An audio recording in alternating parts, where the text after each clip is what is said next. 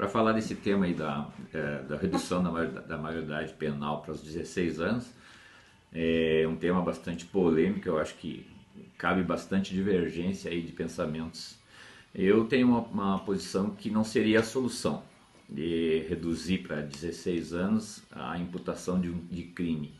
Até porque hoje o que tem que ser tratado não é na redução. Além de se falar na educação, que tem que vir desde antes, que é onde eu acho que o Estado é falho, eu penso que se tu punir aos 16, eles já estão sendo punidos desde antes, porque está sendo falho desde a base da educação.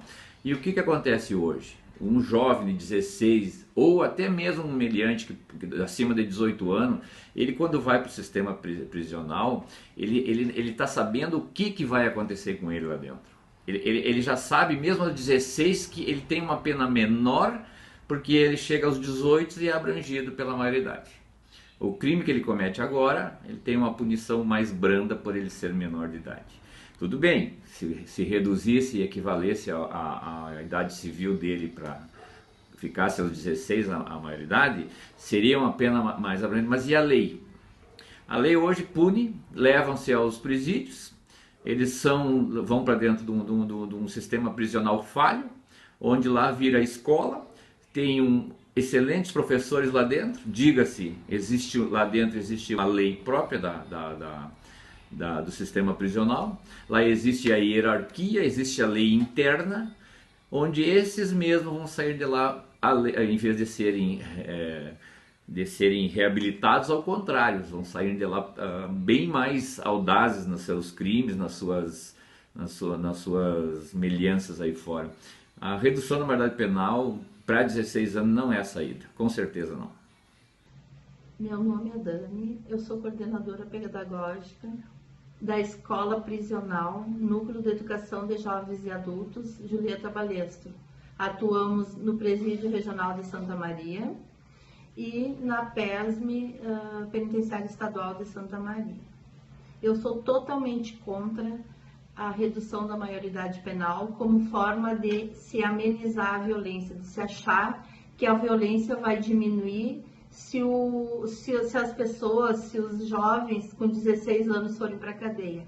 Pelo contrário, esses jovens vão estar aumentando o efetivo dos bandidos, dos traficantes. Por quê? Porque eles são mais fáceis, eles já vêm de famílias desestruturadas, porque o que nós vemos são famílias totalmente desestruturadas, que muitas vezes a escola é a única referência boa que eles têm. Então, o que nós temos que fazer? Investir mais em programas sociais, em educação desses alunos. Ao invés de se pensar em repressão, se tem que pensar em prevenção. Então, a prevenção ela vai acontecer dentro da escola. Escolas de tempo integral, que o aluno fica envolvido mais tempo, com programas sociais. O Estado já está caminhando com as práticas restaurativas, com mediação de conflitos nas escolas, as CIPAVs, que são comissões internas de prevenção à violência na escola. Então, tudo isso aí é para quê? Para se dar uma maior qualidade no tempo que o aluno está na escola. Mas a escola sozinha não consegue.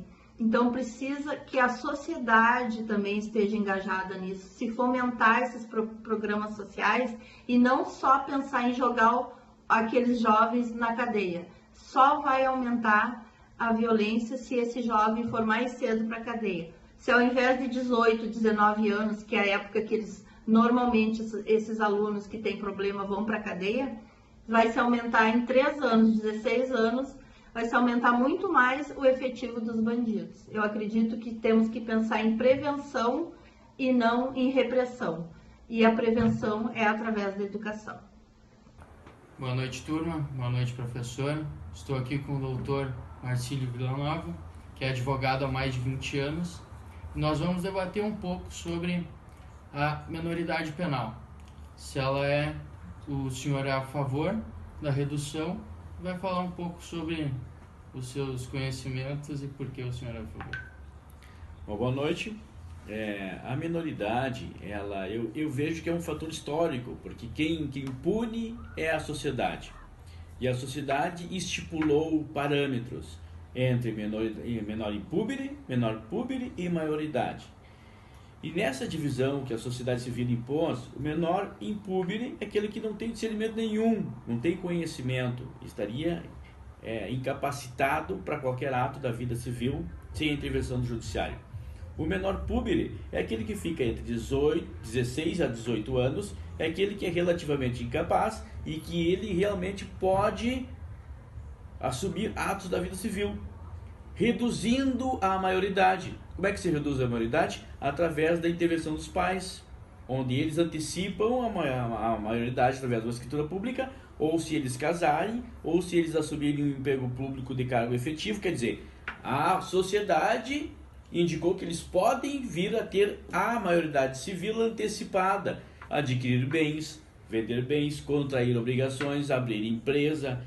Então, a sociedade, que é a quem indica e quem as pessoas respondem, civil e penalmente, indicam que neste lapso temporal de 16 a 18 anos, ele pode ter, então, antecipada a sua maioridade civil, e ali ele pode praticar atos, como se maior fossem.